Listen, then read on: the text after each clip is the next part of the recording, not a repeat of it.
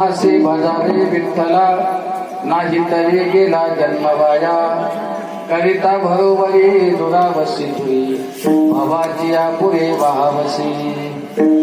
प्रस्तुत प्राप्त प्रसंगी कीर्तनकी सेवेकरिता निवडलेला बंधू वैराग्याचे परमूर्ती वारकरी संप्रदायाचा परमोच्च मानबिंदू श्री जगद्गुरु तुकोबाराय यांचा 3 चरणाचा अभंग असून या अभंगामध्ये जगद्गुरु तुकोबाराय यांच्या यावत भूतालावर जन्माला आलेल्या प्रत्येक जीवाला मग मुंगीपासून तर ब्रह्मदेवापर्यंत प्रत्येक जीवाला उपदेश करतात. तो आजचा अभंग विडाला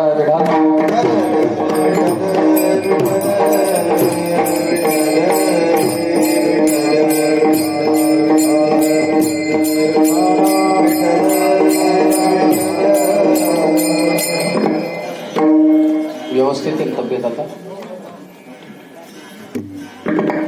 अभंगाचा सगळे भावार्थ आपल्या समोर सांगून जातो. जगद्गुरु तुकोबारायांनी या जगाची भूमिका पाहिली, जगाची धावपळ पाहिली, जगाची अस्ताव्यस्तता पाहिली, जगाने केलेला अट्टहास पाहिला. नंतर लक्षात आलं की ज्याच्यासाठी अट्टहास करतात, ज्याच्यासाठी धावपळ करतात, ज्याच्यासाठी अस्ताव्यस्तपणा करतात, ज्याच्यासाठी हे दिवस रात्र जगतात ते मिळत नाही. प्रत्येकाला असं वाटतं महाराज, लहान पोरापासून तर मोठ्या माणसापर्यंत, मुंगेपासून तर ब्रह्मदेवापर्यंत, भिकाऱ्यापासून तर आर्य ऋषापर्यंत प्रत्येकाला एका गोष्टीची अपेक्षा आहे दादा फक्त जीवनात. कोणत्या? ते म्हणजे सुख. याच्या पलीकडे, सुखाच्या पलीकडे कुणालाच अपेक्षा नाही. लोक म्हणत असतात महाराज पैसा आला पाहिजे. अरे पैसा आला पाहिजे, पैसा महत्वाचा नाही. त्यांना पैशामध्ये सुखाची अपेक्षा असते. लोक म्हणत असतात आमच्या मुलाचं लग्न झालं पाहिजे, घरामध्ये सून येणं महत्वाचं नाही, पण मुलाचं लग्न झालं म्हणजे कमीत कमी आपल्याला सुख मिळेल त्याची इच्छा असते. आपण अपेक्षा कशाची करा, गाडीची करा, बंगल्याची करा, सातबाऱ्याची करा, कशाची अपेक्षा करा, त्याच्यामध्ये सगळ्यात महत्वाचा मूळ मुद्दा काय असेल, ज्याला बेस म्हणतो आपण, तो बेस काय असेल तर ते सुख आहे. सुख आणि सुखाच्या लालसेपोटी सगळं चाललंय ना दादा. प्रत्येकाला असं वाटतं सुख मिळावं, पण दुर्दैव असं आहे दादा, सुख कोणाच्याच पदरात नाही. सर्व सुखाची आशा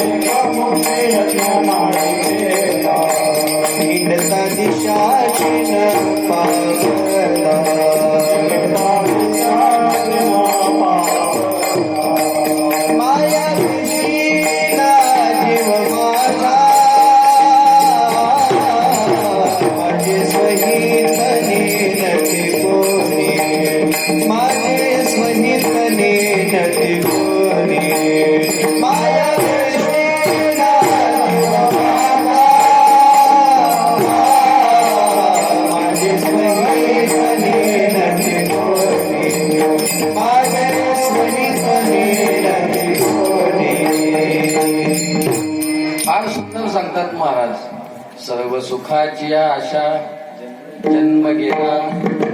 जन्म गेला म्हणायला लय सोपं आहे महाराज, पण जन्म घालणं लय अवघड.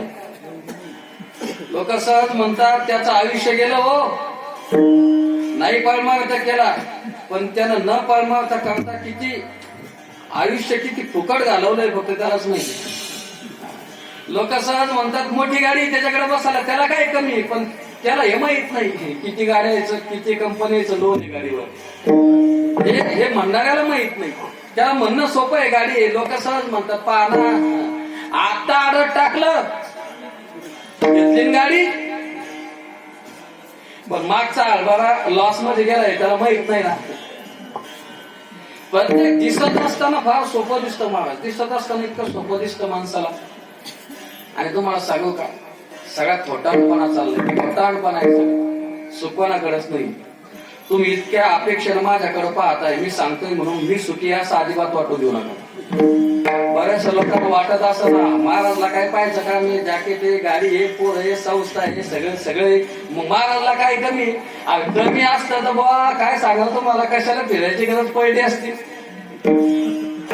आहे ना शंका आहे का नाही अहो सुखी कोणीच नाही दादा हो तुम्हाला संसाराचा नियम सांगू आता जाऊ द्या तुम्ही आम्ही पाहून यायचे म्हणून बोलायला काही हरकत नाही हे निव्वळ पानसटपणा आहे आपला कस काय चाललं बरं आहे मग काय होतं का मोकळा म्हणणं बरं आहे म्हणून बरं आहे म्हणतो पण कसा म्हणतो बरं आहे आणि मग करू नको ना एवढं तो बरं आहे तर मग आनंदानं म्हणणं मग बरं आहे दादा बरं कोणाचंच नसतं सगळ्यांना अपेक्षा सुखाची सुख नाही मिळत दादा मग याचं कारण काय ज्याच्याकडे सुख आहे त्याच्याकडे आपली नजरच गेली नाही आणि जिथं सुख नाही ते आपण सोडायला तयार नाही विडाला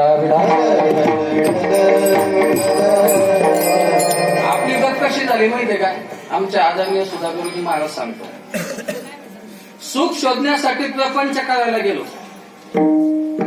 परमार्थात लक्षात आलं की आता संसारात सुख नाही आता आपण संसार सोडायचा प्रयत्न करतो पण संसार आपल्याला सोडत नाही कोणाला वाटत नाही महाराज आळंदीला जाऊन द्यावं कोणाला वाटत नाही पंढरपूरला जाऊन द्यावं कोणाला वाटत नाही गावाच्या मंदिरात सकाळी उठल्यावर दर्शनाला जावं कोणाला वाटत नाही प्रत्येकाला वाटतं पण संसार सोडत नाही आता आपण जरी सोडत नाही पण संसार सोडत जुन्या काळातला दृष्टांत सांगतो बाबा नदी आहे आपल्या बाजूला पूर आलेला आहे पट्टीचा पोहणार आहे आणि असं काळ काहीतरी वाहत येताना दिसलं त्याला वाटलं ते घोंगडं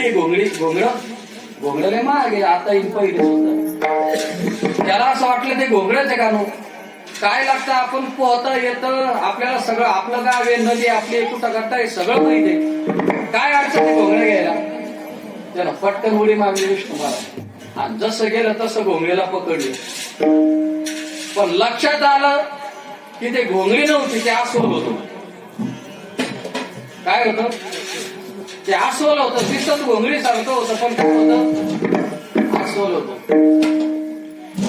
याच्या लक्षात आलं की अस्वल आहे आता हे आपल्याला डुबवणार मग त्यानं ते सोडायचा प्रयत्न केला पण तुम्हाला सांगू आता यानं अस्वलाला सोडायचा प्रयत्न केला पण आता अस्वल याला सोडत नव्हतं आणि परिणाम काय झाला अस्वल तर डुबणारच होतं त्यात नवल नाही काही पण ते अस्वल यालाही घेऊन गेलं तसं आपलं झालंय दादा आपण सुखाच्या अपेक्षेमध्ये संसाराच्या नादी लागलो सुखाच्या अपेक्षेमध्ये संसार करायला गुंतलो आणि एक दिवस संसार सोडण्याची पाळी आली पण मगत असताना शेवट संसारच लक्षात राहिला विडाला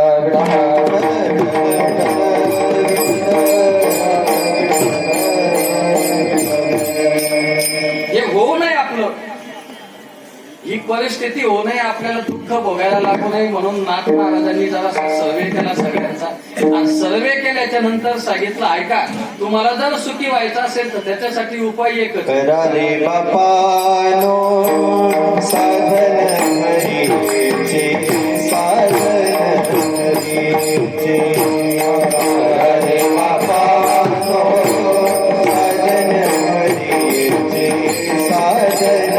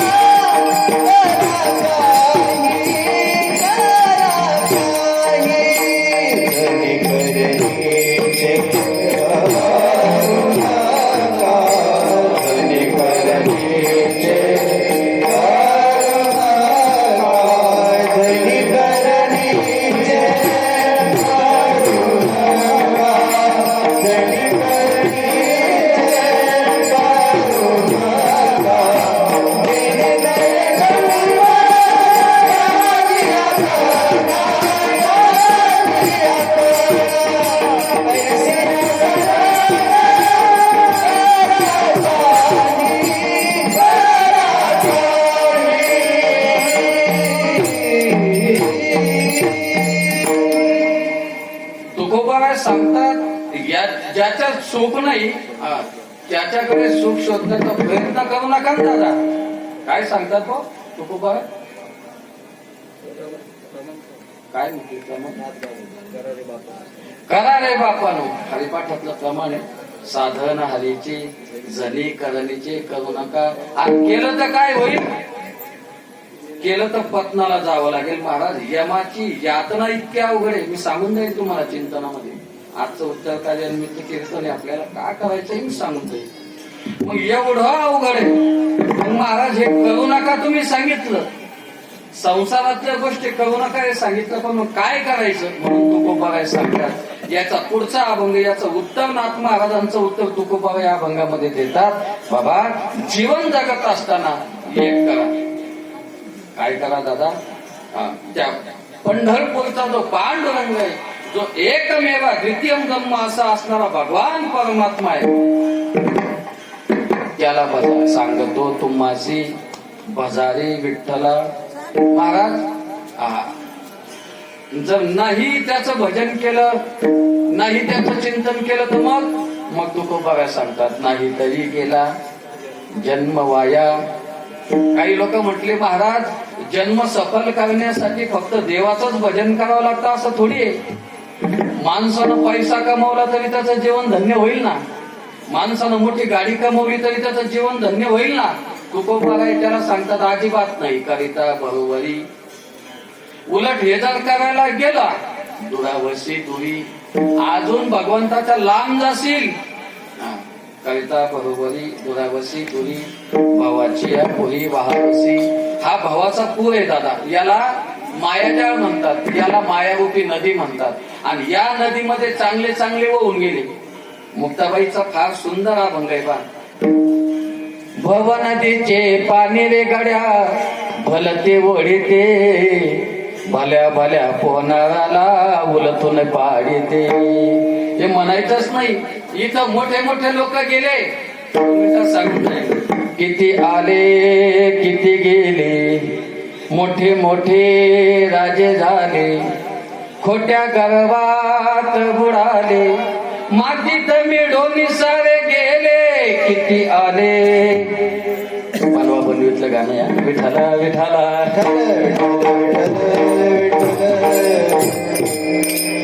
कित्येक आले दादा कित्येक गेले, पण त्यांना पत्नालाच जावं लागलं. आणि जायचं नसेल तर मग सांगत होतो मासी बाजारे विठ्ठला. मग महाराज का हो, मग नेमकं काय करायला पाहिजे? तुकोबाराय सांगतात तुम्ही भजन करा. जर भजन केल्याच्या नंतर जर नाही उद्धार झाला तर याला जिम्मेदार मी. काही न लगे एक भावाची कारण तुका म्हणे आज विठ्ठलाची. आज म्हणजे शपथ. तुकोबाराय कधी कोणाची शपथ घेत नाही, पण आज तुकोबाराय देवाची शपथ घेतात. पण शपथ घेण्याच्या अगोदर महत्वाचा मुद्दा आहे का? काही न लगे एक भावाची कारण. काय पाहिजे? भाव पाहिजे. भाव दादा, भाव पाहिजे. जर भाव असेल, भाव कळाला ना, 5,000 7,000 10,000 किती 7.5 चालू आहे का आता? 7.5 चालू आहे. भाव कळाला तुम्हाला? भाव तो भाव नाही, अंतःकरणातला भाव. त्याला प्रेम म्हणा, प्रेम. समोरचा माणूस पाहिला, तो माणूस नाही दिसला पाहिजे दादा, त्याच्यातला देव दिसला पाहिजे, त्याला भाव म्हणतात. विडाला विडा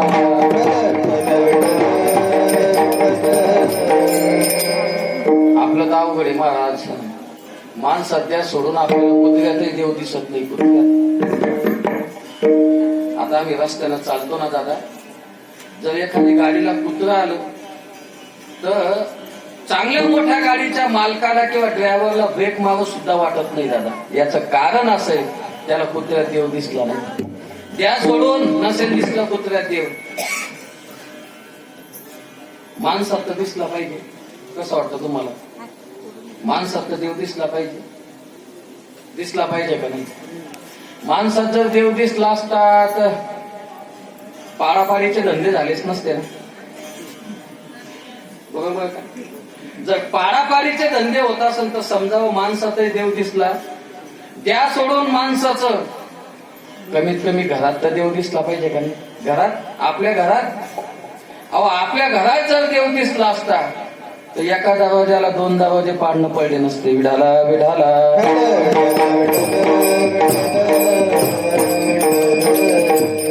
फार अवघड आहे दादा.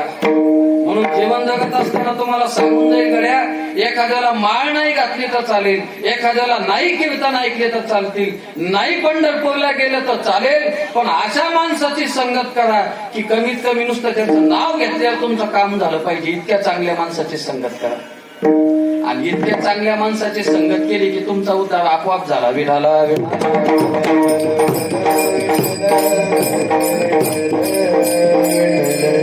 जीवन फार अनमोल आहे दादा.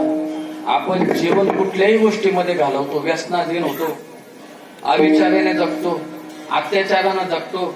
जीवन जगताना दादा सांगून जाईल ना, पाण्याचा बुडबुडा तरी जास्त वेळ राहतो.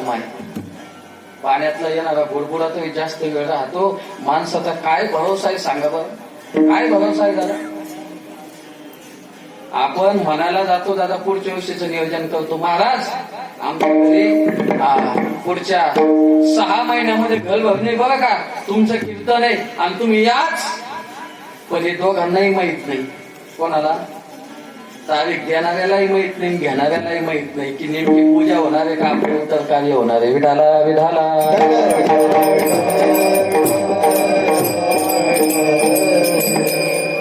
जीवन इतकं अनमोल आहे दादा, पण आपल्याला जीवनाची सत्यताच कळाली नाही. सत्यताच कळाली नाही. किती किती महाराज, किती आपण याला जपतो पाहून जरा थोडासा विचार करा. आता थंडीचे दिवस आहे.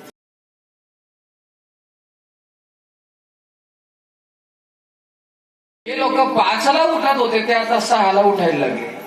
काय कारण आहे बाबा? काय कारण आहे? फक्त थंडी वाजते म्हणूनच आहे ना. जे लोक एक शर्ट आणि पॅन्ट घालत होते ते आता शर्टावर दुसरा अजून एक शर्ट घालायला लागले. काय म्हणतात त्याला? तुम्ही आदिवासी भागात राहत असेल. स्वेटर घालतो कशासाठी? फक्त याला त्रास होणे म्हणूनच ना. पण तुम्हाला एक सांगू, याला किती चांगलं सजवा, याला किती चांगले कपडे घाला, पण एक ना एक दिवस हे खराब होणार आहे. हे तंतोतंत खरं आहे. क्या तन मांझता एक दिन माटी में मिल जाना, क्या तन मांझता एक दिन माटी में मिल जाना. माटी में मिल जाना, क्या तन मांझता एक दिन माटी में मिल जाना. पवन चले उड़ जाना रे तकले हो, पवन चले उड़ जाना रे तकले. समय चूक पछताना, समय चूक पछताना. क्या तन मांझता एक दिन माटी में मिल जाना, क्या तन मांझता एक दिन माटी में मिल जाना.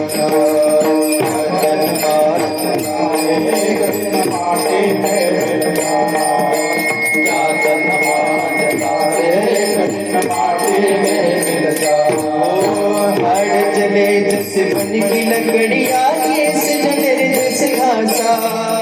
हाड़ चले जैसे बन की लकड़िया, ये सजन जैसे घासा. हाड़ चले जैसे बन की लकड़िया, ये सजन जैसे घासा. हाड़ चले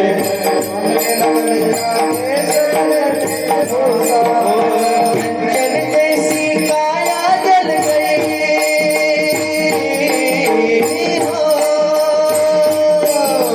कंचन जैसी काया जल गई. कोई लावे पासा, कोई लावे पासा. क्या तन मांझता एक दिन माटी में मिल जाना, क्या तन मांझता एक दिन माटी में मिल जाना. ज्याची आपण इतकी व्यवस्था करतो ना दादा, खरं सांगतो तुम्हाला, वारकरी संप्रदाय इतका महान आहे, इतका महान आहे. वारकरी संप्रदायातला नुसता एक अभंग जरी माणसाला कळाला, आयुष्यभर पाप नावाची गोष्ट त्याच्या जीवनाला स्पर्श नाही करू शकत. एक अभंग कबीरजी फार सुंदर सांगतात. आपण हा देह इतका सुंदर ठेवतो ना दादा, पण कबीरजी सांगतात क्या तन मांजता एक दिन माटी में मिल जाता.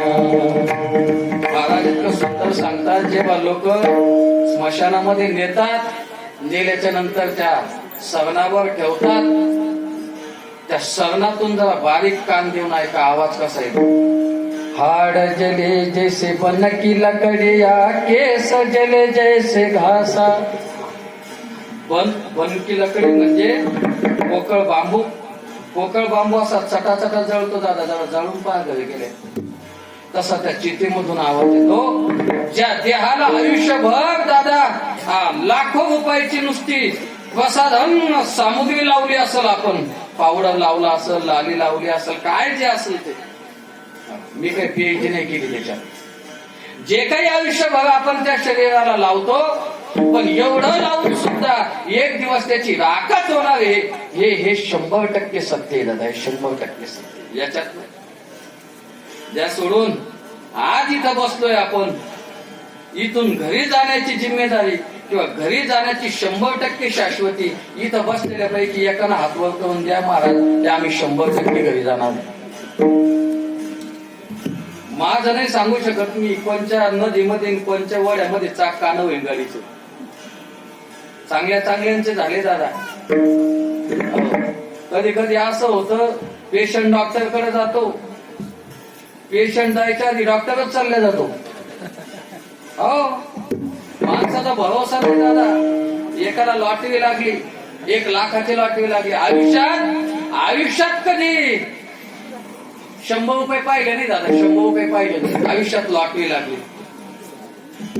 इतका आनंद झाला त्या माणसाला. पण ज्यानं ती घेतली होती ती गरिबीत जीवन गेलं. त्याच्या मुलांना कळालं की याला लॉटरी लागली, आणि मुलांनी विचार केला की आता आपल्या या आजोबांना, बाबांना, वडिलांना जर कळालं की 1 लाख रुपये मिळाले, तर शक्यता आहे हर्षवायू होऊन जाण्याची संभावना आहे. कधी कधी आनंदात दुःखातच मरतो असं नसतं बघ. जास्त आनंद झाला तरी माणूस जातो. म्हणून जर 30-35 वर्षाचं पोराचं जर लग्न ठरलं ना, तर त्याला गप्पन सांगू नका. नाही लक्षात आलं? येईन कीर्तन नुसतं विठाला विठाला.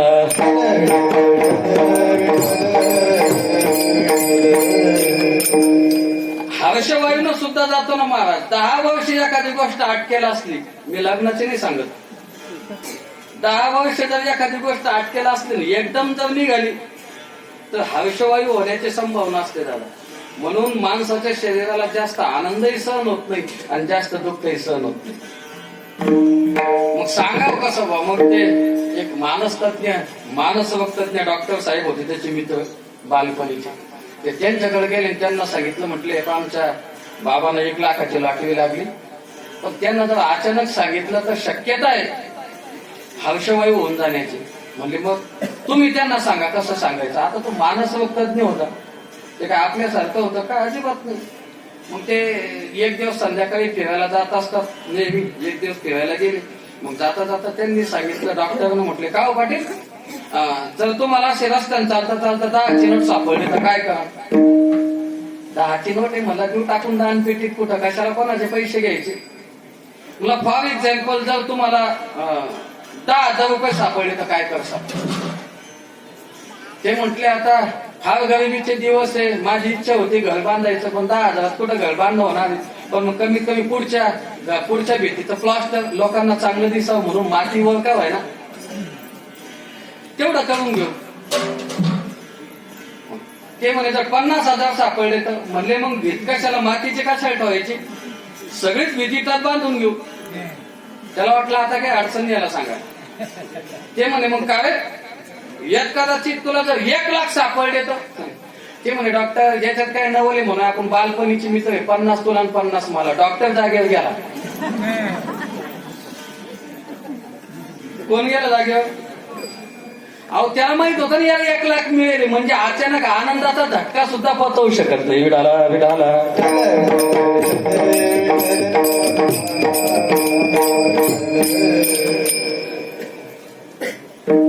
शरीराचा लय अवघड आहे दादा. ज्याला फार थंडी सहन होत नाही आणि फार उष्णही सहन होत नाही, फार गड्ड्यातही राहू शकत नाही, फार उंचही राहू शकत नाही, इतकं सांभाळायचंय दादा, इतकं सांभाळायचंय. बघ, सांभाळत असताना तरी आनंद आहे का? सांभाळत असताना आनंद आहे? हा, आता बॉडी लोशनच लागणार आहे काही काही लोकांना 1000 रुपयाचं. ज्याची फॅमिली जास्त आहे त्याला नुसतं काय लागणार आहे? आता आमच्या संस्था आहे, आम्हाला 4 डबे पुरत नाही महिन्याला. लावायचं ठरलं तर बघ, एवढं लावून तरी ते उरणार नाही असं वाटतं का तुम्हाला? कसं वाटतं तुम्हाला? गाडी घेतल्याच्या नंतर लोक म्हणतात नाही बा, गाडीत ऍक्सिडेंट झाल्यावर माणूस वाचत नाही. बरं मग एअरबॅग असल्यावर वाचतं का? तुम्ही कसंही ठरवा दादा, याचा नाश ठरलेला आहे.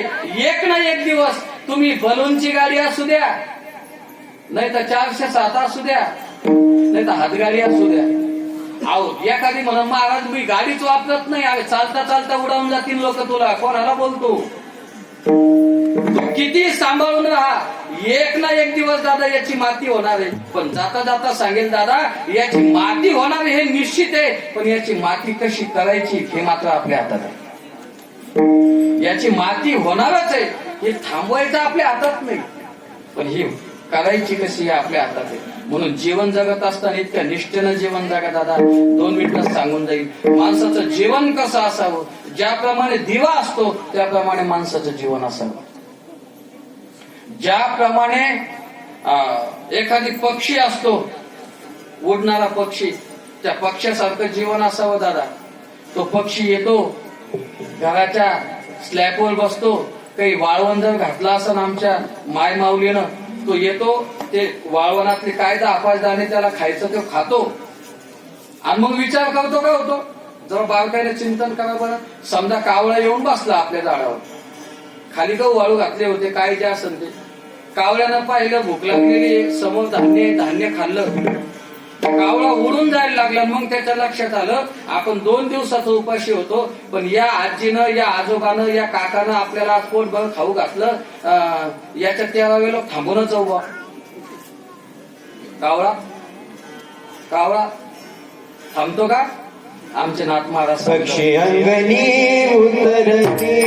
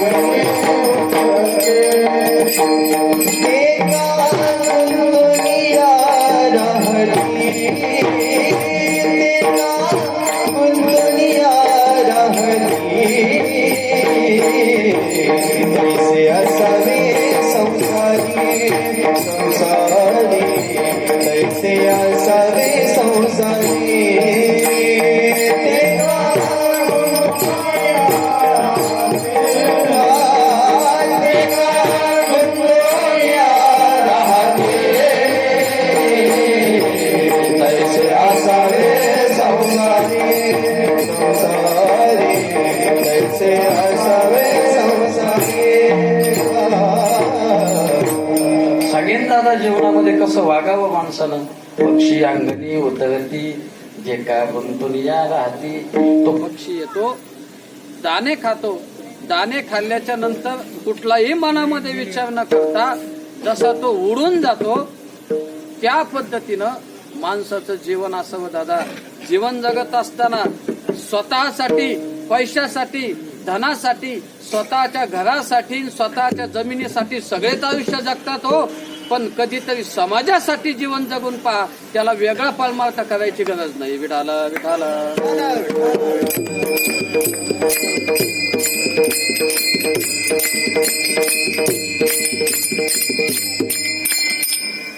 आपण कितीही जपलं तरी एक ना एक दिवस हे शरीर जाणारच आहे. हे निर्विवाद सत्य आहे. मी 2-3 तुम्हाला मोठे मोठे उदाहरणं देऊन जाईल पहा. मला स्वतः 12वीच्या सिलेबसला किंवा त्याच्या पुढं अलेक्झांडर नावाच्या राजाचा उल्लेख येतो. तो अलेक्झांडर नावाचा राजा इतका श्रीमंत होता, त्याचं सैन्य वगैरे मी सांगत बसत नाही, मला अभंगाकडे जायचं. पण जगाच्या पाठीवर तो एकमेव असा राजा होता की तो आपल्या राज्यावर चढाई करणार हे ऐकल्याच्या नंतर समोरचा राजा आपलं राज्य आपोआप त्याच्या हातात देऊन जायचा, इतका तो पराक्रमी होता. आता बारीक ऐका. त्या राजानं संपूर्ण भारत जिंकला आणि भारत जिंकल्याच्या नंतर प्रत्येक जेवढे देश आहे सगळे देश जिंकले, सगळं विश्व आता त्याच्या ताब्यात आहे. आणि मला असं वाटतं पांडवाच्या नंतर तो एकमेव राजा असा असेल की ज्याच्या पूर्ण ताब्यात विश्व आहे. एवढं विश्व त्याच्या ताब्यात आहे. एक दिवस रक्ताची उलटी झाली बा, एक दिवस रक्ताची उलटी झाली आणि उलटी झाल्याच्या नंतर वैद्य होते, वैद्यांनी चेक केलं, जुन्या काळचे वैद्य होते. वैद्यानं असा हात लावला आणि वैद्यानं सांगितलं, राजेसाहेब इथून पुढे 15 दिवसाच्या वर तुम्हाला आयुष्य नाही. जुना काळ होता दादा, जुन्या काळातले वैद्यही तसे होते. नुसते डोळे पाहिले की कावीळ पांढरा लाल का पिवळा हे सांगत होते, नुसते डोळे पाहून. आता तर किती चेकिंग करावं लागतंय मला नाही सांगता येणार. आताच्या डॉक्टरकडे जर गेलं, इथं नाही ना कोणी, आसन कोणी, तर त्याला शुभेच्छा आहे. आताचा अभ्यास सांगू का तुम्हाला. आपण जर डॉक्टरकडे गेलो, डॉक्टर साहेब अगोदर सगळं चेक करून घेतील, पाठ चेक करून घेतील, छाती चेक करून घेतील, गुडघा, पाय, डोळे, आकारा सगळं चेक करून घेतील, खुर्चीवर बसतील आणि मग त्याला विचारतील तुला काय होतं, मग तुम्ही काय केलं आता लोक. आताचे वैद्य आहे दादा. पण तुम्हाला सांगून जाईल, जे जुन्या काळातले वैद्य होते आजही पहा, काही काही वैद्य असे किती मोडलेलं हाड घेऊन जा, किती मोडलेलं, एका दणक्यात हाड बसवतो बा, बसवतो. त्या वैद्यानं सांगितलं 15 दिवसाच्या वर तुम्हाला आयुष्य नाही. त्यानं सांगितलं, डॉक्टर साहेब जेवढा लागेल तेवढा पैसा घ्या, कुठूनही वैद्यकीय सेवा बोलवा, पण मला 1 महिन्याचं आयुष्य द्या. त्यानं विचारलं कशासाठी. हा मिळवलेला पैसा आहे, हा पैसा फक्त माझ्या वंशजापर्यंत नेऊन पाठवायचा आहे, नेऊन घालायचा आहे, त्याच्यासाठी मला 1 महिना द्या. रशियाचा होता तो. पण डॉक्टर साहेबांनी सांगितलं, अरे तू 15 दिवस काय, पण 15 दिवसाच्या वरती तुझं आयुष्य संपल्याच्या नंतर तुला 5 मिनिटं सुद्धा शिल्लक भेटू शकत अजिबात नाही. 2 दिवसाची जवानी तुझी पुढे नाही टिकणार. याच्या पुढे फार महत्वाचं आहे. वृद्धपणा तुझं येता जवळी वैद्य काय करणार. वैद्य मीन्स डॉक्टर. पाण्या मायेचा बाजार. शेवटी पद्धत अशी झाली दादा, 15 दिवस निघून गेले. 15व्या दिवशी श्वास संपला त्याचा, पण संपण्याच्या अगोदर त्यानं सांगितलं, ऐका ना, मेल्याच्या नंतर आता मी असाही मेलो तसाही मरणार आहे.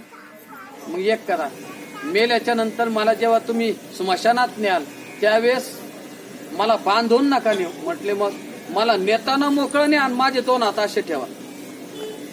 एकानं विचारलं, म्हणले दादा याचं नेमकं कारण काय. त्यावेळेस त्यानं सांगितलं की या जगाला पैशासाठी पदासाठी हे हापापलेले लोक आहे, पण या लोकांना जात असताना मला एक संदेश देऊन जायचा आहे की मी एवढं विश्व ताब्यात घेतलं, एवढं सगळं कमवलं, पण जात असताना संपत्ती नेता येत नाही आणि जात असताना माझं सैन्यही नेता येत नाही. हे जाताना अलेक्झांडर शिकवून गेला. त्याचं नाव सिकंदर. अजीज नांझा नावाचा फार सुंदर कव्वालकार होऊन गेला 90च्या दशकात. त्यानं एक छोटस कव्वाली गायली होती. याद कर सिकंदर के हौसले तो आली थे, जब गया था दुनिया से दोनों हाथ खाली थे. त्या दिवशी इथून गेला दादा, त्या दिवशी 2ही हात त्याचे रिकामी होते. तुकोबारांनी निरीक्षण केलं, हा सगळा समाज, हे सगळे लोक ज्याच्यासाठी या जगात आले त्याचा उपयोग यांना मात्र होत नाही आणि पदरात दुःख पडतंय, त्यांची दुःख मिळू नये मग यांना काहीतरी उपदेश करावा, यांना समजावून सांगावं. म्हणून जगद्गुरु तुकोबा सांगतात, नका करो नाश आयुष्याचा,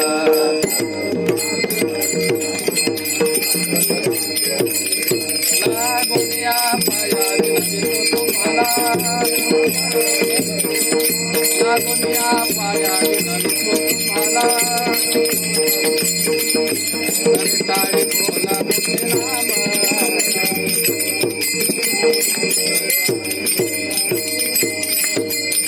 तुकोबा सारखे सांगतात की मी तुमच्या पाया पडतो. कोण म्हणतं? ज्याच्या देव पाया पडला तो म्हणतो मी तुमच्या पाया पडतो. जेव्हा एखाद्याचा नाश होत असला ना आणि जर चांगल्या माणसाला ते पावल्या जात नसला ना, तो फार मोठा असतो, फार विद्वान असतो, पण तो आपलं मोठेपण सोडत असतो आणि त्या लहान माणसाला सांगत असतो, गड्या मी तुझ्या पाया पडतो पण तू ही गोष्ट करू नको. तुकोबारांसारखे ज्येष्ठ संत आपल्या पायाला लागतात आणि सांगतात, बाबा तुम्ही हे करू नका. मग महाराज नेमकं काय करायचं ते तरी सांगा. अभंगाचं पहिलं चरण सांगा तो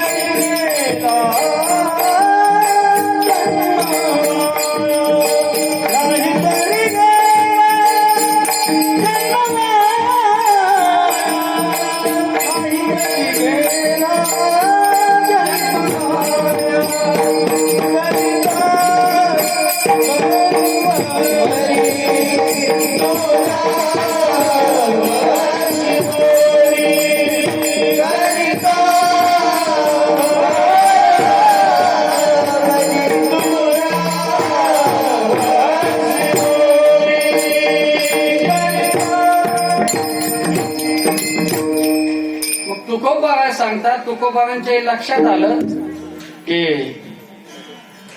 हे जग स्वस्त आहे आणि चांगल्या माणसाला, विद्वान माणसाला, घरातल्या ज्येष्ठ माणसाला जर कोणी चुकत असलं तर पावले जात नाही. म्हणून आपल्या घरामध्ये नेहमीच असतं दादा, लहान मुलं म्हणत असतात आमचे बाबा काही बोलतात, आमचे वडील बोलतच राहतात. अरे ते बोलतच नाही राहत, तुझं चांगलं व्हावं म्हणून ते बोलत असतात. आई आणि वडिलांनी मुलांना अभ्यास करावा याच्या काही अर्थार्थी संबंध नाही. परीक्षा कोणाला देणं आहे? पोराला देणं आहे का बापाला देणं आहे? आता बापाला दिलं नाही ते सोडून द्या. पोराला देणं आहे का बापाला देणं आहे? निश्चित पोराला देणं आहे. परीक्षा आईला देणं आहे का बाळाला देणं आहे? बाळाला देणं आहे का नाही? कोणचं बाळ परीक्षा देतं? 2 वर्षाचं का 3 वर्षाचं बाळ परीक्षा देतात? मग तुम्ही कीर्तनात नाही. पोरग परीक्षा देतं, बाळ नाही देत. बाळ पाळण्यातच असतं. विडाला विढाला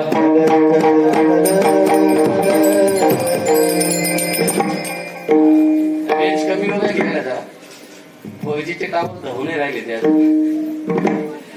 पोराला परीक्षा देणं आहे मग मला सांगा, परीक्षेचं टेन्शन पोराला काय आईला? आता खरं सांगा, खरं सांगा, हा आईला.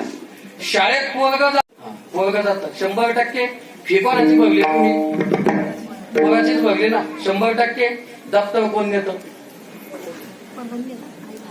ना ते तुम्ही खोटं नका बोलू. कोण नेतं दप्तर? मग शाळेत कोणाला जायचंय? अहो आपल्या पोराला दप्तराचं सुद्धा ओझ होऊ देत नाही ना दादा, त्यालाच आई बाप म्हणतात. विडाला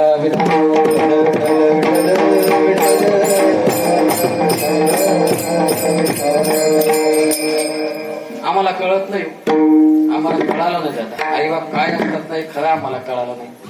ज्यानं जीवनामध्ये ज्याला आईबाप कळाले त्याला कुठलाच व्यक्ती नाही कळाला तर चालेल दादा. आईबाप कळाले पाहिजे, आईबाप कळाले पाहिजे. आई तुझ्या मूर्ती वाणी या जगात मूर्ती नाही, अनमोल जन्म दिला आई तुझे उपकार फिटणार नाही. जीवनात आई सांगू तुम्हाला काय असते 2 मिनिटात सांगून जाईल. क्रिटिकल परिस्थिती निर्माण झाली, प्रसूतीचे दिवस भरले, डॉक्टरांपर्यंत केस गेली, डॉक्टरांनी चेकअप केलं आणि असं लक्षात आलं एक तर मुलगा वाचू शकतो आणि आई वाचू शकते. आई आणि बाप कशाला म्हणतात 2 मिनिटात सांगेल तुम्हाला. एक तर मुलगा वाचू शकतो किंवा आई वाचू शकते. आणि सांगू तुम्हाला दादा, बाळांतपण या शब्दाचा अर्थ ज्या दिवशी माणसाला कळलं ना दादा, त्या दिवशी त्याला वेगळी आई सांगायची गरज राहायची नाही. विडाला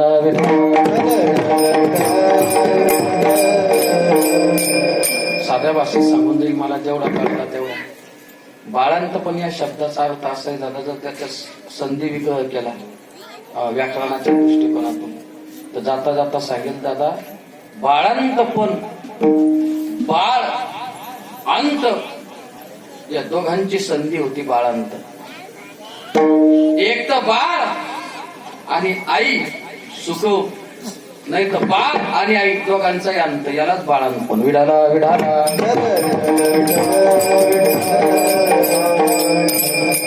आणि मग त्या डॉक्टर लोकांची कुजबूज चालू झाली. कसं करायचं. त्याच्यातला जो मुख्य सर्जन होता, डॉक्टर होता, ज्याच्याकडे ते ऑपरेशन होतं, तो पटकन बाहेर आला. त्या मुलीच्या आईला विचारलं, तुम्ही कोण? म्हटले मी मुलीची आई आहे. म्हटली परिस्थिती अशी एक तर मुलगा वाचेल नाही तर मुलगी वाचेल, एक तर गर्भ वाचेल, गर्भातला मुलगा वाचेल किंवा तुमची मुलगी वाचेल. कोणाला वाचवायचं ते तुम्ही ठरवा. 2-3 कागद आणले त्यांनी सहीसाठी. त्या आईनं सांगितलं, डॉक्टर साहेब माझी मुलगी वाचली पाहिजे, बाळ नाही वाचलं तरी चालतं. आईचं प्रेम पाहता. तिचा बाप होता जवळच उभा, त्या पोरीचा जी डिलिव्हरीला आणली होती. तिला विचारलं, काका तुमची मुलगी वाचली पाहिजे का नातू वाचला पाहिजे? त्या बापानं सांगितलं, नातू नाही वाचलं तरी चालेल पण माझी सोन्यासारखी पोरगी वाचली पाहिजे. तिचा पती होता, नवरा होता तिचा, मिस्टर, हजबंड. त्याला विचारलं, दादा तुम्ही एकट्यानं सही केली की आम्ही ऑपरेशनला लागणार. आता तुम्ही सही करायची, फक्त आम्हाला सांगायचं की मुलगा वाचवायचा का पत्नी वाचवायची. काय म्हणला असेल दादा तो? त्यानं सांगितलं, डॉक्टर साहेब माझा मुलगा नाही वाचला तर चालेल पण मुलाची आई माझी पत्नी वाचली पाहिजे. आणि हे दरवाजाच्या मागून असलेली पत्नी, तिच्या कानावर शब्द गेले. डॉक्टर साहेब मध्ये आले. डॉक्टर साहेब ऑपरेशनला सुरुवात करणार. डॉक्टरचा हात त्या मायमाऊलीनं धरला आणि डॉक्टर साहेबांचा हात धरल्याच्या नंतर त्या पोरीकडे पाहिलं, त्या मुलीकडे पाहिलं. 22 वर्षाची कवळी पोरगी त्याच्यावर पडलेली आहे. आणि त्या पोरीनं डॉक्टर साहेबांच्या डोळ्यात डोळे घालून पाहिलं आणि सांगितलं, दादा मी डॉक्टरही म्हणणार तुम्हाला, मी माझा भाऊ म्हणेन तुम्हाला, एक भाऊ म्हणून, ओवाळणे म्हणून आज मी तुमच्याकडे मागणी मागणार आहे, तेवढी मागणी मला दे. डॉक्टरांना सांगितलं, ताई मी खूप ऑपरेशन केले पण मला दादा म्हणणार अजून कोणीच नाही आलं, पण तू मला दादा म्हटली ना ताई, तू सांग तुला काय पाहिजे, तुझ्या केसाला सुद्धा धक्का लागू देणार नाही, एवढा सुशिक्षित डॉक्टर आहे मी. त्या आईनं सांगितलं, दादा पाया पडते तुमच्या, माझ्या घरच्यांनी तुम्हाला काय सांगितलंय मला माहित नाही, पण तुमचे पाय धरून तुम्हाला एकच गोष्ट सांगते, माझा जीव गेला तरी चालेल, पण माझ्या गर्भातलं पोरग जन्माला आलंच पाहिजे. याला आई म्हणतात दादा, याला आई म्हणतात. विठाला विठाला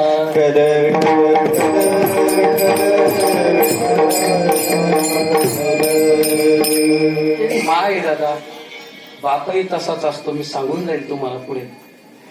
हे जोपर्यंत आपल्याला कळत नाही दादा, खरं जीवन हेच आहे दादा. आईसाठी जीवन जगा गड्या, वडिलांसाठी जीवन जगा, नका करू पाल मारत. मी या बाबतीचा माणूस आहे. मी आदरणीय गाथा मोठे रामभाऊ महाराज राऊत यांचा विद्यार्थी, पण मी छाती ठोकपणे सांगतो, नका करू पाल मारत. तुम्ही जर पालमार्थ करत असाल आणि आई वडील जर तुम्हाला शाप देत असतील तर तुमचा फायदा नाही दादा पालमार्थ करून. समाजसेवा करा, राष्ट्रसेवा करा दादा, आणि मातृपितृ सेवा करा. जाता जाता सांगून जाईल, नाही माळ घातली तरी चालेल, पण देवच घ्यायला येणार, ही एवढी ताकद आई वडिलांची. विडाला विडाला मी सांगत होतो दादा, दप्तर कोणाकडं? आईकडंच ना, दुसरीकडे जाऊ नका, तिथंच आपण. दप्तर आई वागवते, याच्या पुढे जाऊन सांगतो. शाळेमध्ये बसल्याच्या नंतर लक्षात आलं की आता चित्रकलेचा पेपर आहे, चित्रकलेचे सर येणार आहेत, आपल्याला चित्र काढायचंय, पण पेन्सिल आपली कालच तुटलेली, पेन्सिल कालच तुटलेली. पण न जाणो येत कदाचित कंपास उघडून पाहिला आणि त्याच्या लक्षात आलं की शिलून ठेवलेली पेन्सिल कंपास मध्ये, पेन्सिल पण शिलून ठेवली त्याची.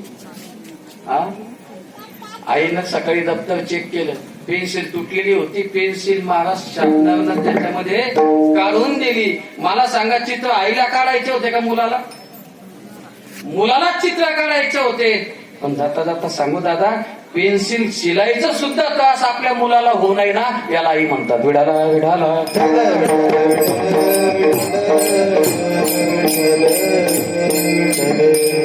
म्हणून दादा, जाता जाता एक सामाजिक संदेश देऊन जाईल तुम्हाला. घरामध्ये एखाद्याला मुलगा जन्माला नाही आला तर चालेल बरं का, पण मुलगी येऊ दे. कारण जे प्रेम तुम्हाला माझी माय, माझी बहीण, माझी ताई, माझी वहिनी हे देणार आहे ना दादा, मुलगा कधीच ते प्रेम देऊ शकत नाही. म्हणून जाता जाता सांगून जाईल, जीवन जगत असताना घरामध्ये दादा जे प्रेम मुलगी देऊ शकते, आई देऊ शकते, ते कोण नाही देऊ शकते. जाता सांगून जाईल, भाग्यवान माणसं आहे दादा ज्याच्या जीवनामध्ये आई आणि बाप या दोन गोष्टी शिल्लक आहे. अजून भाग्यवान माणसं आहे, त्याला पंढरपूरला जायची गरज नाही. कबीरजी सांगतात, अरे ज्याच्या घरी आई वडील आहे त्यानं पंढरपूरला जायचं नाही दादा, आई वडिलांचं दर्शन घ्यायचं, पांडुरंग परमात्म्याचं दर्शन घेतलं तर पुण्य त्याला लागतं. ते आई वडील पाहिजे दादा. आई वडील नसू द्या दादा, त्या जीवाची परिस्थिती पहा. तुम्हाला जाता जाता सांगू, आमच्याकडे संस्थेत मुलं येतात, काही मुलं अनाथ असतात, काही मुलांना आई वडील नसतात. मुलगा संस्थेच्या आत कोणीतरी घेऊन आला की आम्ही लगेच ओळखतो, हा अनाथ आहे का हा सनाथ आहे, याला आईबाप आहे, याला आईबाप नाही. काय कारण दादा? ऐका ना, ज्याला आईबाप नसतात ना दादा, ते पोरग जेव्हा संस्थेत येतं, जेव्हा आपल्या घरादारासमोर येतं ना, त्याच्याकडे जरा 2 मिनिटं बारकाईनं पहा, त्याचे कपडे मळालेले असतात, धुतलेले नसतात,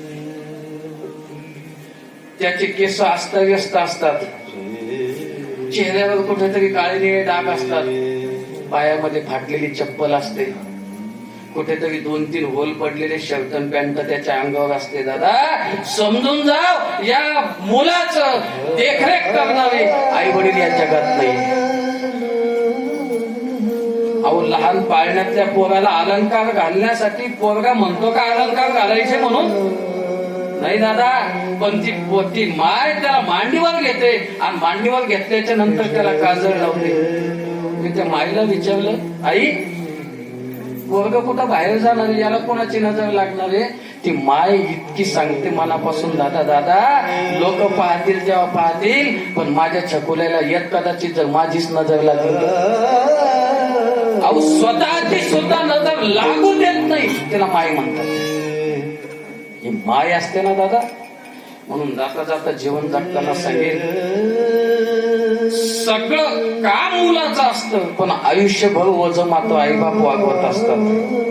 आईबाप वागवत असतात दादा. म्हणून जीवन जगत असताना जाताना सांगून जाईल तुम्हाला, नाही परमार्थ करता आला तर चालेल, नाही कुणाला दान धर्म देता आला तर चालेल, नाही अन्नदान करता आलं तर चालेल, पण आपल्या आई वडिलांच्या निमित्तानं असं काहीतरी कार्य करा की त्यांना तिथं चांगलं वाटलं पाहिजे. विठाला विठाला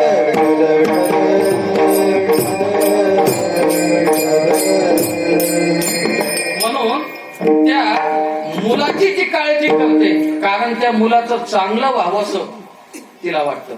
तिथं आलो पुन्हा. हा, त्या मुलाचं चांगलं व्हावंसं वाटतं. तुम्हाला जाता जाता सांगून जाऊ का, 2 मुलं खेळतायत. 2 मुलं खेळत असताना आता एखाद्या वेळेला आई बोलते सुद्धा दादा, पण त्या बोलण्यामागे सुद्धा तिचं किती प्रेम असतं. एक मुलगा असं उन्हाळ्याचं उन्हात खेळत होतं. खेळता खेळता आई वाट्यावर बसलेली होती. आईनं सांगितलं, बाळा इथं बसू नको रे, उन्हात खेळू नको, मध्ये खेळ सावलीत. पोरानं ऐकलं नाही दादा. पोरं ऐकतात, पोरं ऐकतात महिला मंडळी? अजिबात नाही. आणि जे ऐकत नाही ना त्यांच्यासाठी एक सोपा उपाय, संस्था. आमच्याकडे विद्यार्थी येतात ना, आमच्याकडे विद्यार्थी इतक्या क्वालिटीचे येतात दीपक बुवा.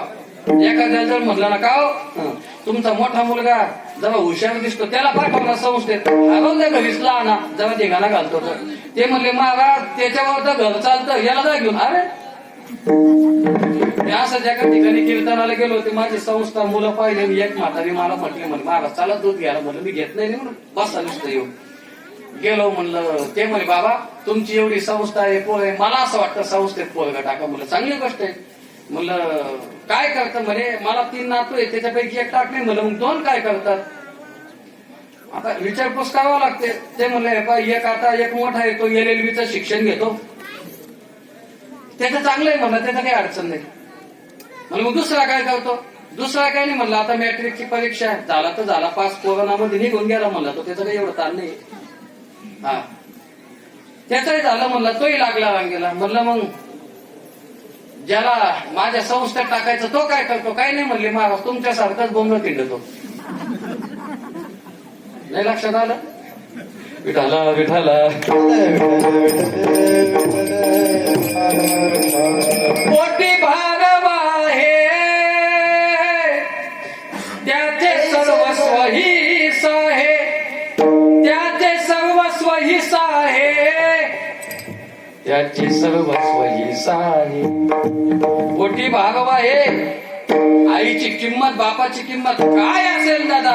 एक जण विवेकानंदांकडे गेला. विवेकानंदांना सांगितलं, महाराज अहो तुम्ही प्रत्येक ठिकाणी आईचं वर्णन करतात, बापाचं वर्णन करतात, सांगा काय असते आई, मला उत्तर द्या.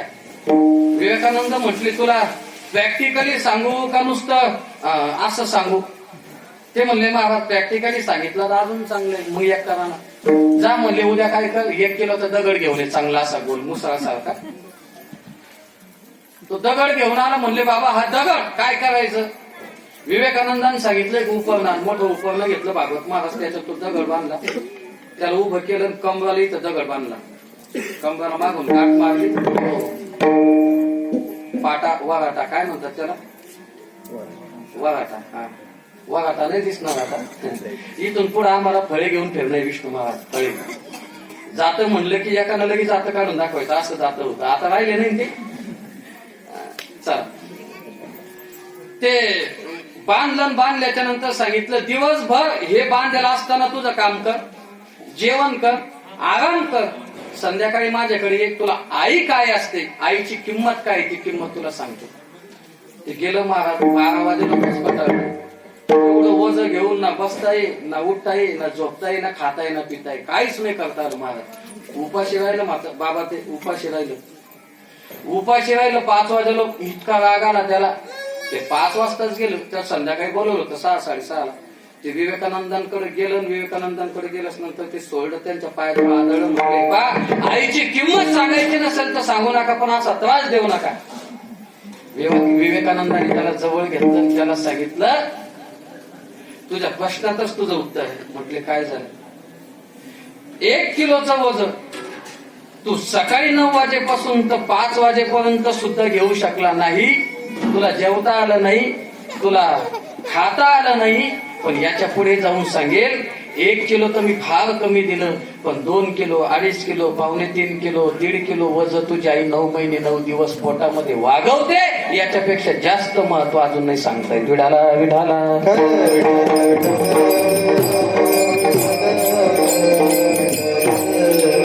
हे आईचं महत्व आहे दादा. म्हणून ती आई कळकळ करत असते आपल्या पोरासाठी. म्हणून जीवन जगत असताना त्यांच्यासाठी जीवन जगा, आणि त्यांच्यासाठी जीवन जगले ना दादा, त्यांच्यातच पांडुरंग पहा, त्यांच्यातच देव पहा. मंदिरात नाही गेले तरी चालतील, मंदिरात जात असाल, देवाची पूजा करत असाल, फार धन्यवाद आहे तुम्हाला. पण पूजा करून जर आईबाप आपल्या घरात नसतील तर तुमच्यासारख्या आभागी तुम्ही. विढाला विढाला साधी शंका आहे महाराज. उद्धार करण्यासाठी देवाचंच भजन करायचं का? अहो, माणसानं जर फार पैसा कमावला त्याचा उद्धार होऊ शकतो, एखादी फार मोठं पद कमावलं उद्धार होऊ शकतो, प्रतिष्ठा मिळाली उद्धार होतो का नाही? लोक मानतात का नाही? मानतात ना.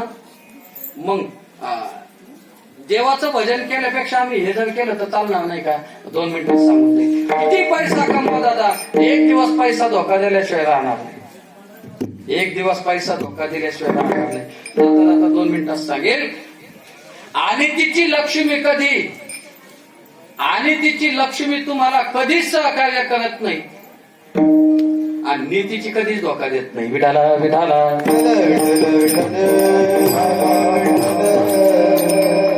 नीतीनं कमवा, आणि तिनं कमवू नका दादा. ज्यांनी आणि तिनं कमवलं त्यांचं वाटोळच झालं. आपल्या डोळ्यासमोर कित्येक उदाहरणं असे असतील की ज्यांनी लवचिंबक लावून काटे गेले. लक्षात आलं ना? लवचिंबक लावून काटे केले कपाशीचे. बर, तुम्ही म्हणता मग एक नावेला शुद्धीत होते का? अजिबात नाही. ते नाही पाणी मारून कापाशी आणत होती. दोघंही सारखे एकाला बोलत नाही. असं नका म्हणू तुम्ही की नाही मग मी सांगणार तुम्ही काट्यावाल्यालाच बोलले, त्यानं गाडी अडवतील बाहेर. त्यांनी काट्याला लवचिंबक लावायचं नाही, तू पाणी मारू नको. नीती झाली ना ती. विढाला विढाला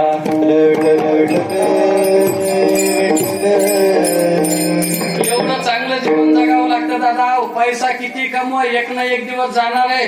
किती कमवा, धन मिळवले कोटी आणि संगे न येवे लंगोटी, ही शाश्वती आहे दादा. किती पैसा कमावला म्हणजे बँक जाता जाता म्हणून साहेब तुम्ही चालले ना, आमचं तिकडे बँकेत अकाउंट उघडून घ्या, इथून पैसा ट्रान्सफर करून देतो म्हणून का? अहो, ते तुमचं खातं उघडताना नॉमिनी घेतात. काय घेतात? काय घेतात? नॉमिनी. यात कदाचित तुम्ही गेले तर हा पैसा आम्ही कोणाला द्यावा आताच सांगा, नंतर बोलू नको.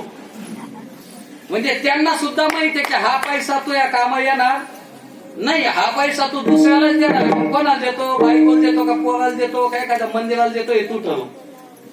म्हणून नॉमिनी लिहून घेतात दादा. म्हणून जाता जाता सांगेल पैसा सुद्धा माणसासोबत येत नाही. एखादी जर म्हणत असेल की महाराज पैसा जर सोबत आला असता तर काय परिणाम झाला असता, जाता जाता सांगून जाईल. जर पैसा जर सोबत आला असता ना, गरीब लोक शिल्लक राहिले नसते, श्रीमंत मेले नसते. विढाला विढाला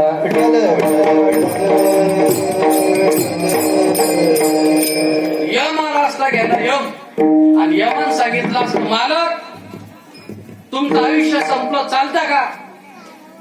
त्यानं आज बोललं असतं किती लागते ते सांग. 1 गड्डी देऊ का 2 देऊ, किती देऊ सांग. त्यानं पटकन गड्ड्या फेकल्या असत्या, नियमानं त्याच्याऐवजी शेजारचं नेलं असतं. पण त्याच्याकडे वशिला चालत नाही म्हणून बरं आहे आमच्या सारखे तुमच्या सारखेच जीवन आहे. नाही तर टाटा अंबानी सारखे आयुष्यभर राहिले असते ना, आपलेच नंबर लागले असते. विढाला विढाला मग ते नाचन गाणे,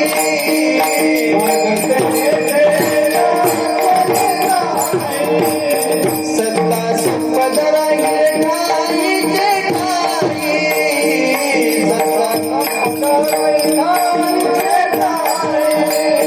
पुढे संचित जाईल काही, पुढे संचित जाईल काही.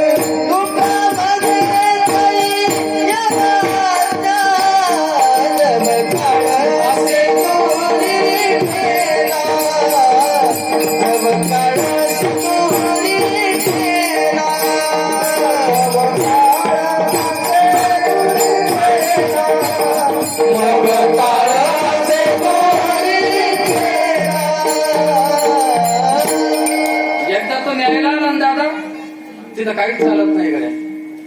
ना तिथं ग्रामपंचायतचा वशिला चालतो, ना सोसायटीचा चालतो, जिल्हा परिषदचा नाही, महानगरपालिकेचा नाही, कोणाचा चालत नाही.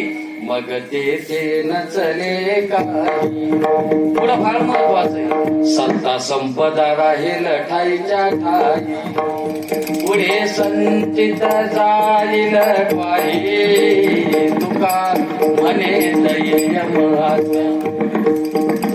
प्रतिष्ठान पैसा तिथंच राहत बा, तिथं काहीच येत नाही. म्हणून बरंय, मग तिथं काय येतं दादा? पुढं संचित जाईल होय, तिथं काय येतं? आणि माणसाला कमवून काय सांगू, जे आपल्या सोबत येतच नाही ते कमवून फायदा काय? जे आपल्या सोबत नेता येतं ते कमवण्याचा प्रयत्न करा. मग कसं कमवता येईल दादा? आम्ही तर संसारी माणसं आहे, मग आम्ही सगळं सोडून द्यायचं आणि तुमच्या सोबत यायचं का? असंही देव म्हणत नाही, असंही संत म्हणत नाही. मग याच्यातून मार्ग कसा आहे ते याचं कारण असं सांगितलेलं आहे, जोडून या धन उत्तम व्यवहार आहे. आणि काय करायचं? बँकेत टाकायचे, सोसायटीत टाकायचे. काय सांगेले? हा उदास विचारे वेच करे. 100% कमवा आणि 100%तला 10% भाग कुठेतरी धर्मासाठी दान करा. एवढं जर तुम्ही केलं ना दादा तर निश्चित प्राप्ती भगवंताची. विडाला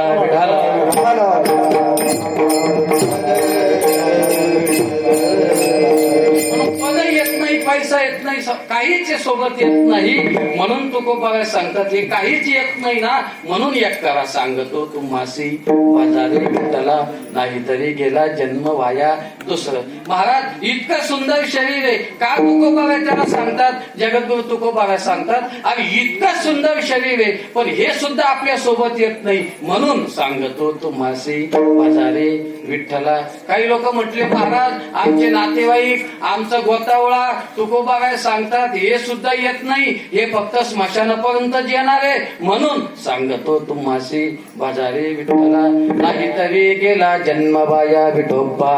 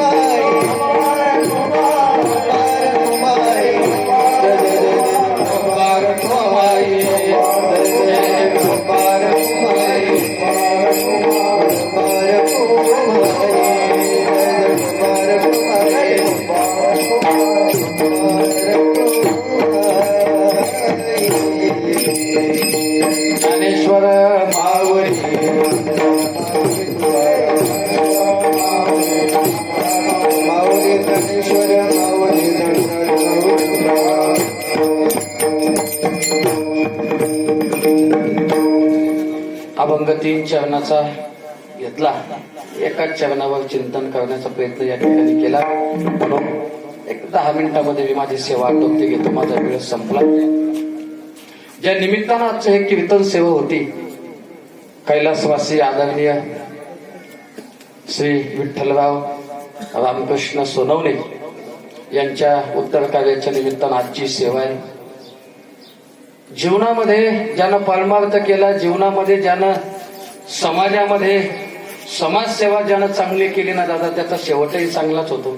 मी पत्रिका पाहिली, बसल्या बसल्या 2 मिनिटं पत्रिकेवर लक्ष दिलं.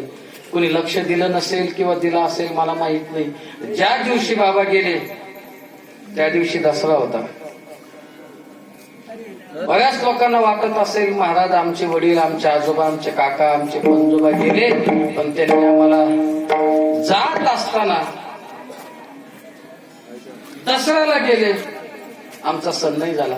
पण जाता जाता सांगू, ते दसऱ्याला गेला, ते दादा दसऱ्याला गेले आमचे बाबा, याच्यापेक्षा मोठा सण आपल्या जीवनात दुसरा होऊच शकत नाही. कारण जात असताना काळ चांगला पाहिजे, शास्त्र सांगतं. जात असताना वेळ चांगला असतो, चांगला पाहिजे. जर वेळ चुकली, जर जागा चुकली, तर जीवन जगत असताना मेल्याच्या नंतर त्याला पुन्हा जन्माला यावं लागतं. त्याला आरचिरा मार्ग, धुम्र मार्ग म्हणतात. माऊली ज्ञानोबाईंनी 2 मार्ग सांगितले, आरचिरा आणि धुम्र. त्याच्यापैकी धुम्र मार्गाला जे गेलंय ते वापस यावं लागतं. पण सांगू, जगातलं कुठलाही मुहूर्त पहा, ट्रॅक्टर घेणं असू द्या, तुम्हाला पहिया करणं असू द्या, गाडी घेणं असू द्या, उद्घाटन करणं असू द्या, दुकान टाकणं असू द्या, काही करणं असू द्या, दसऱ्याला मुहूर्त पाहायची गरज नाही. का? कारण सगळ्या 365 मुहूर्तापैकी एक मुहूर्त पुण्यवान सांगितलेला आहे आणि त्याला दसरा सांगतात. आणि ज्या दसऱ्याला विठ्ठलराव गेले असतील ना, विठ्ठलराव गेले यात नवल नाही, पण ते त्यांचं सोनं करून गेले. विठाला विठाला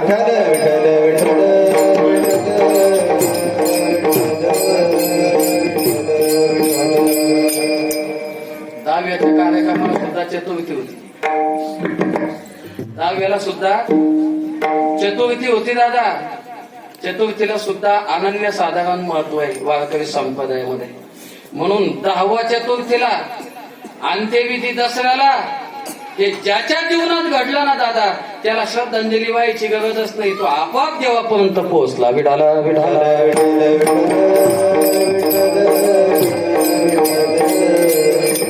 ज्यांच्या माध्यमातून माझ्याकडे सेवा आली ते तुकाराम भाऊ सोनवणे, लक्ष्मण रामकृष्ण सोनवणे, अंबादास रामकृष्ण सोनवणे, श्री सुधाकर विठ्ठलराव सोनवणे, चिरंजीव मधुकर भाऊ सोनवणे, प्रभाकर भाऊ सोनवणे आणि रत्नाकर विठ्ठलराव सोनवणे, त्यांच्या सगळ्यांच्या माध्यमातून ही सेवा आपल्याला बाबांच्या चरणी अर्पण करायची. या सगळ्यांना कोटी कोटी धन्यवाद देईल दादा. वरतून आपले बाबा सुद्धा आशीर्वाद देत असतील. गड्यावर आयुष्यभर तर मला सुखात ठेवलं यात नवल नाही, पण गेल्याच्या नंतर माझा मार्ग सुरळीत व्हावा याच्यासाठी सुद्धा तुम्ही परमार्थ करताय, याच्यापेक्षा मोठी आनंदाची गोष्ट काय? आयुष्यभर तर सेवा केली त्यात काय नवल, पण जात असताना माणसानं वाटी कसं लावावं याला सुद्धा महत्व आहे. दुःख होतं, एखाद्याचे वडील जातात, आई जाते, दुःख होतं, पण जाता जाता सांगेल दादा त्याच्या पित्यार्थ रडू नका. गरुड पुराण असं सांगतं की तुम्ही जर रडले, तुम्ही रडल्याच्या नंतर तुमच्या डोळ्यातून जे आश्रू पडतात, ते आश्रू जमिनीवर पडल्याच्या नंतर जेवढे मातीचे कण त्या थेंबात भिजतात, तेवढे कण त्याला नरकामध्ये जन्म भोगावा लागतात. म्हणून रडू नका दादा. जाणं हा मंगलमय सोहळा आहे. आणि सांगून तुम्हाला, आपले बाबा गेले, सगळ्या जगाला आनंदोत्सव साजरा केला, याच्यापेक्षा गोड मरण दुसरं काय? विठाला विठाला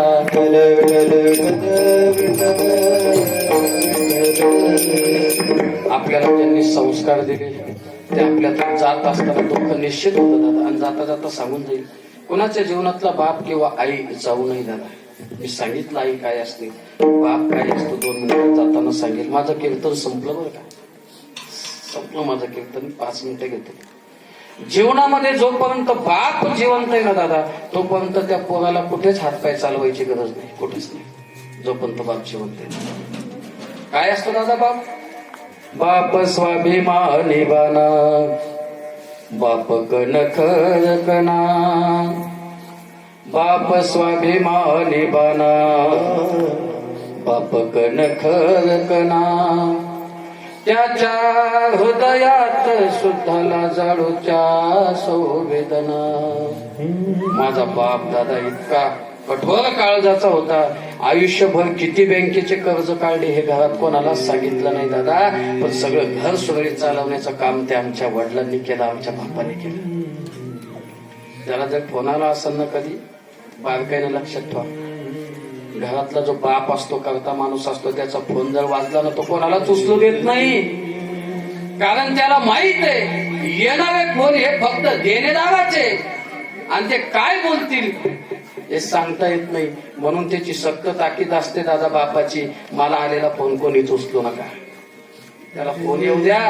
बाप जेवायला बसलेला असतो दादा, ताटावर जेवायला बसलेला असतो, फोन मध्ये नंबर पाहतो आणि लक्षात येतं याचे आपल्याला कालच 10,000 रुपये देणं होते. बापानं तो घास तसाच ताटात ठेवला असेल, तिथून बाप उठून घराच्या बाहेर 2 पावला अंतर जातो का? कारण त्याला माहिती आहे आता आपल्याला कोणाच्या तरी पाया पडायचंय आणि घरच्यांना असं वाटलं नाही पाहिजे की माझा बाप कोणापुढे तरी झुकतोय. पण तो झुकला असेल ना दादा, तो फक्त घरासाठी झुकला असेल हो. त्यानं कर्ज काढलं असेल ना दादा, तर त्यानं घरासाठी कर्ज काढलं असेल. ऐपत नसताना सुद्धा त्यानं स्लॅबचा बंगला बांधला, ऐपत नसताना सुद्धा त्यानं शेत घेतलं दादा. त्याच्या मागचं कारण एकच होतं की माझ्या पोरांना कोणापुढे हात पसरायची गरज नाही पडली पाहिजे दादा. त्याला बाप म्हणतात. म्हणून जीवन जगत असताना सांगेल काय असतो दादा बाप? बाप तलवार ढाल, बाप पेटते मशाल, बाप जागतो म्हणून घर झोपते खुशाल. आपण खेडेगावातली माणसे दादा, एकदा रात्री 11:30ची लाईट आल्याच्या नंतर मला झोपल्याच्या नंतर जाग येणार नाही म्हणून बिडी ओढणारा बाप पहा. तो बिडी ओढतो तो त्याच्या आनंदासाठी ओढत नाही. जर मला झोप आली तर शेतामध्ये गहू वलवायचं होऊन जाईल म्हणून जो बिडी पितो ना दादा, त्या बिडी पिणाऱ्या बापाचा एकदा बूट घालून पहा. आणि बूट घातल्याच्या नंतर असं लक्षात येतं की 4 ठिकाणी थिगळ लावलेले आहे बापानं बुटाला. कशासाठी केलं होतं ना? रातच्या 3-3 शिफ्ट मध्ये काम करतो दादा बाप आमचा. 3-3 शिफ्ट मध्ये, first shift, second shift, third shift. सकाळी 7 वाजता जातो बाप तर संध्याकाळी 7 वाजता येतो. आल्याच्या नंतर पोरगा म्हणतो माझे बाबा माझ्याशी बोलतच नाही. अरे तुझ्या माहितीच तो सांगतो, बाप 12 तास जर काम करत असेल ना बाबा फक्त तुझ्यासाठी करतो, दुसऱ्यासाठी नाही. मला आतापर्यंत सांगा एखाद्या बापानं फार पैसा कमवला आणि स्वतःला बसायला गाडी घेतली, कोणचा बाप आहे असा? असा कोणताच बाप नाही दादा. पण या उलट मी तुम्हाला एक बाप सांगून जाईल, जर पोराला गाडी घ्यायला जर पैसे कमी पडले ना, त्याला माहित आहे आपल्या पोराला कोणीच पैसे देणार नाही. पण आपल्या पोराला पैसे देणार नाही माहित असताना सुद्धा सावकाराला फोन करतो, सावकाराला सांगतो माझं पोरग तुमच्याकडे पैशाला येणार आहे, त्याच्याकडे पाहू नका, माझ्याकडे 50,000 द्या. मक्का निघली की मी पैसे देतो, त्यानं दिले की मग मला द्या. हा बाप असतो ना दादा जीवनातला. म्हणून त्या बापाला कधी दुखवू नका दादा. जाताना सांगेल काय असतो बाप? बाप घराचा तो पाया, माय कळस त्यावरी, जेव्हा खचतो ना पाया तेव्हा कोसळते घर. बाप घराचा पाया आहे दादा आणि आई म्हणजे घराचा कळस आहे. ज्या दिवशी बाप जातो ना त्या दिवशी पाया जातो, पाया. आणि ज्या दिवशी पाया गेला त्या दिवशी घर पडल्याशिवाय राहत नाही. जेव्हा माझी माय जेव्हा पांढऱ्या कपाळानं घरात घुसते ना दादा, जगाच्या पाठीवर तिच्या जीवनात एकच दुःख असतं, मी गेले असते तर चाललं असतं, पण माझा मालक राहिला असता ना तर जगात सगळं कमवलं असतं मी. तो बाप फार महत्वाचा आहे. बाप घडत नाही दादा कधी, बाप घडताना दिसत नाही. बरेच लोक सांगतात आमचा बाप मारतो, कठोर आहे, रडत नाही. जाताना सांगून देईल ना दादा, बाप फक्त एकदा घडतो. माय ताई दीदी, बाप फक्त एकदा घडतो आयुष्यात, फक्त एकदा, किती कठोर असू द्या. बाप साठव तू अश्रू, वाट पाहि त्या क्षणाची, जन्मभराचे रडतो लेक जाताना सासरी. बाप कधीच रडत नाही दादा, कधीच रडला नाही बाप. कर्ज काढलं तेव्हा बाप रडला नाही. गाडीचा ऍक्सिडेंट झाला त्याचा पाय गेला तरी बाप रडला नाही. पण एक दिवस बाप फुंदून फुंदून रडला दादा. आपल्या पोरीच्या गळ्यात पडून पडून रडला बाप. त्या एका दिवशी बाप रडतो. ज्यानं लाखो रुपयाचं कर्ज काढून त्या पोरीचं लग्न केलं, वाटी लावायचा प्रसंग येतो, सगळे तिथं उभे असतात दादा. ती पोरगी सगळ्यांच्या गळ्यात पडून रडते. काय प्रेम असतं दादा मुलीचं बापाचं.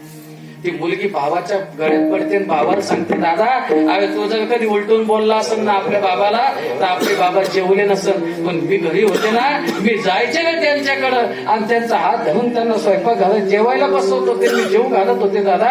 आता मी त्यांना जेव घालायला नसणार आहे दादा.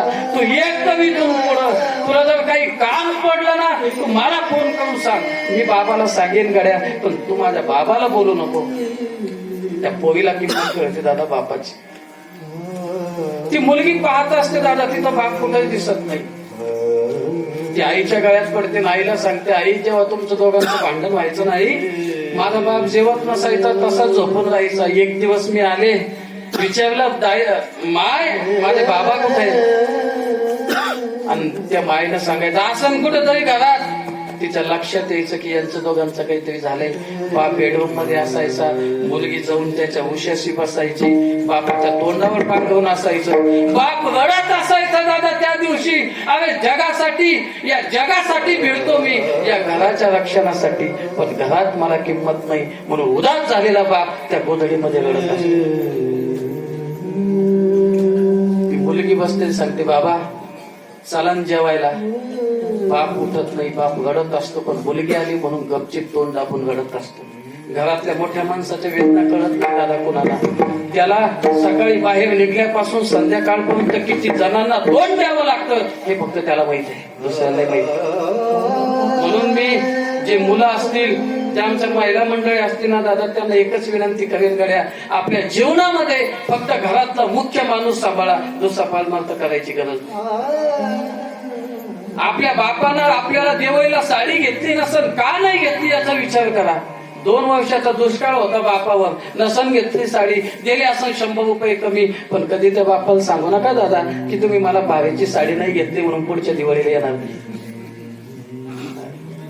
ती मुलगी म्हणते, बाबा उठा ना, तो उठत नाही. आणि मुलगी हळूच म्हणते, बाबा तुम्ही झोपले नाही हे मला माहित आहे, तुम्ही किती नाटक करा, माझ्यासमोर नाटक चालणार नाही.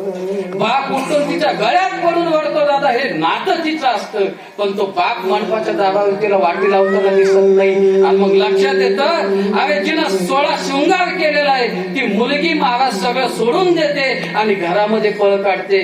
बाप ज्या खोलीत वळतोय त्या बापाला आलिंगन देते आणि बापाला सांगते, बाबा अहो तुम्हाला सोडून जाण्याची इच्छा मला सुद्धा होत नाही. त्यावेळेस तो बाप म्हणत असतो, ताई अगं आज तू चालले ना, तू नुसती चालली नाही, तू जात असताना या म्हाताऱ्या बापाचा स्वतःचा प्राण सुद्धा तुझ्या सोबत घेऊन चालली माय. तो बाप कधीच रडत नाही, पण त्या दिवशी रडतो दादा. म्हणून जीवन जगत असताना एकच सांगेल, तो घरातला बाप आठवा, ती घरातली माय आठवा दादा, बाकी दुसरं काहीच नका करू. त्या आई वडिलांची सेवा जरी आपल्या हातून घडली ना, तरी आपल्याला मोक्ष मिळाल्याशिवाय राहणार नाही. म्हणून धन्यवाद देईन या सोनवणे परिवाराला की आपण आपल्या वडिलांची स्मृती आपल्या अंतःकरणात तेवत ठेवून आजचं हे उत्तर कार्याचं कीर्तन केलं. ते सुद्धा तिथून आनंदी होत असतील दादा, विठ्ठल काका आजही आनंदी होत असतील. अरे ते तिथून आशीर्वाद देत असतील की गड्या हो माझ्या सद्गतीसाठी तुम्ही एवढं चांगलं करताय ना, ते सुद्धा आशीर्वाद देत असतील. तुकोबाला सांगतात, तुका म्हणे पितृ आशीर्वाद देती, कल्याण इच्छिते दया कोळा. ज्यांनी आई वडिलांचं महाराज 16 संस्कार चांगल्या पद्धतीनं पार पाडले दादा, त्यांच्या आयुष्यात कधीच पैसा, पद आणि प्रतिष्ठा या 3 गोष्टीला कधीच कमी राहणार नाही. म्हणून जात असताना सगळ्यांच्या माध्यमातून शेवटची भावपूर्ण श्रद्धांजली आपल्याला बाबांना समर्पित करायची. 2 मिनिटात भजन आणि कीर्तनाची